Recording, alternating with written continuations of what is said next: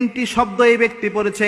এক নাম্বার পড়েছেন ইয়া হাইয়ুন ইয়া কাইয়ুম, এর পরে পড়েছেন ইয়া জাল জালালি ওয়াল ইকরাম।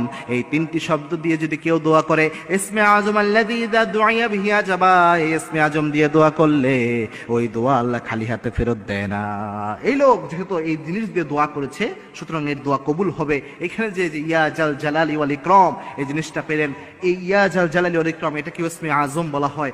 এটা যদি আপনি যখন তাহাজ্জুদের নামাজ রাতের বেলায় উঠবেন, আল্লাহর কাছে যখন দোয়া করবেন, আল্লাহর কাছে যখন চাইবেন, তখন যদি বারবার এটা পড়তে পারেন, ইয়া হাইয়ুন ইয়া কাইয়ুম ইয়া জাল জালালি ওয়াল ইকরাম মিনিমাম 3 বার পড়তে পারেন, আল্লাহ রাব্বুল আলামিন দোয়া কবুল হওয়ার ক্ষেত্রে আল্লাহ রাব্বুল আলামিন অনেক সহজ করবেন এবং আল্লাহ রাব্বুল আলামিন আপনার দোয়াকে অ্যাকসেপ্ট করে নেবেন। মনে রাখবেন, দোয়া অ্যাকসেপ্ট করার মালিক একমাত্র আল্লাহ রাব্বুল আলামিন। এবং এই দোয়া যদি আপনি বিশ্বনবীর তরিকা অনুযায়ী করতে পারেন, সিনসিয়ারলি করতে পারেন, এই সিনসিয়ার দোয়া লাইকে মিসাইল হামলা করলে যেমন মিস হয় না, দোয়ার মতো দোয়া করতে পারলে